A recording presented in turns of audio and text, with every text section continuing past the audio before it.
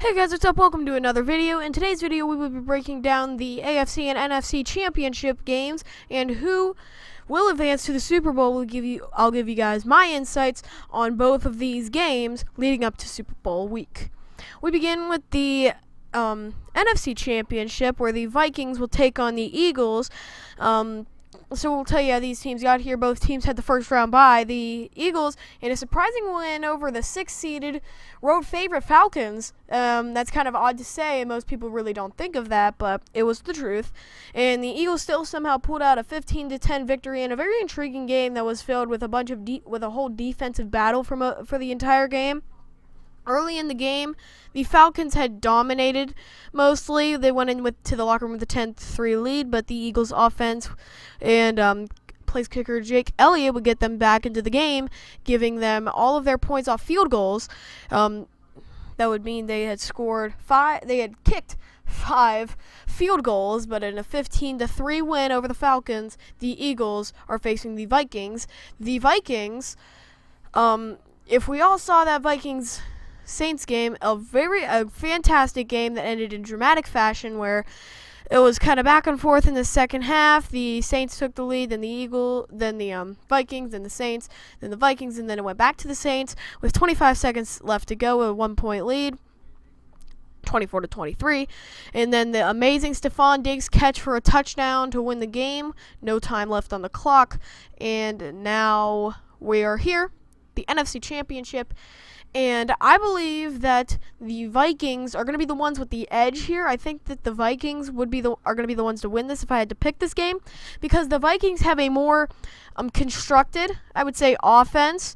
The Eagles' offense is kind of still broken down, because in the last game against the Falcons team that's a 6th seed, the lowest seed in the NFC, they could only be able to get 5 field goals out of it, and their defense held them in it just enough to have that 5 field goals be enough for a victory.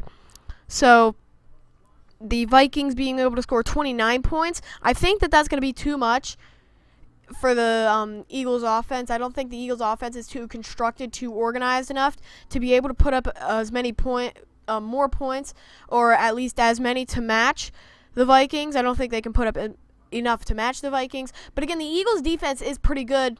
The Vikings defense doesn't. Their offense is what's carried them most of the season. Their defense hasn't stacked up, but they've had such a productive offense that is what has been able to get them through the season. I would say that the Eagles, though, they have a better constructed defense. So it would be a battle of the Vikings offense and the Eagles defense. That'll be interesting to see for me, honestly. And I would pick the Vikings, because when it comes down to the defensive battle, the Eagles, of course, are going to win. But, of course, it's with the Eagles offense and the Vikings defense. I think that the Vikings defense is just slightly a little better than the Eagles offense. I don't know if it is, but the Vikings defense, I think that will be the key to victory for the Vikings. The Vikings defense against the Eagles offense, because again, the Eagles not such a constructed offense. I think that the Vikings defense will be able to easily handle Nick Foles in the Eagles, and the Vikings will be the first team to host the Super Bowl at their home field. Next, we'll move on to the Patriots versus the Jaguars. The Patriots had a first round bye and dominated the Titans after actually being down 7-0 in the first quarter. After the first quarter, and then the Jaguars, an impressive win over the Pittsburgh Steelers, who I personally am a fan of. But the Jaguars were able to put up 45 points on offense and have their defense. The Steelers offense did score 42 points, but the Jaguars offense scoring 45 points was enough. And after that game, Todd Haley and Steelers part ways, but it still doesn't. But that really isn't much to talk about right now, because this is the AFC Championship and the Steelers aren't in it, of course. So the Jaguars offense, they had a nice showing against the Steelers, and the Steelers defense is actually they're pretty good, pretty underrated young defense in the league. But I have to say personally that the Vikings offense outplayed them. It was a great game, and the Vikings offense can do that again against the Patriots defense. But what's really going to be the problem is if Saxonville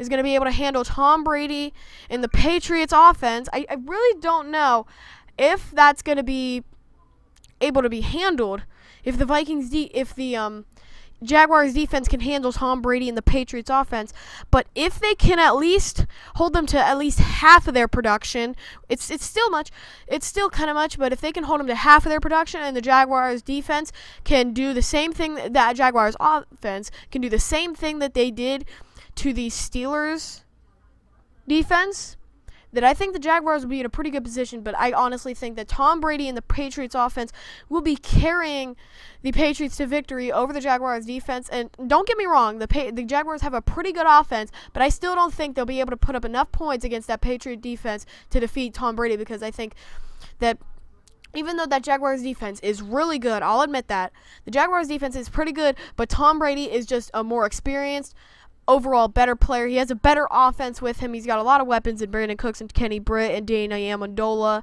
and Rob Gronkowski and more. So I think that Tom Brady has way too many weapons, and the Jaguars defense is not going to be able to cover. He's not going to be able to spread the field enough to be able to shut down the offense. And they still kind of didn't shut down the Steelers offense. They still let them score 42 points. One of the best offenses in the league. They scored 42 points.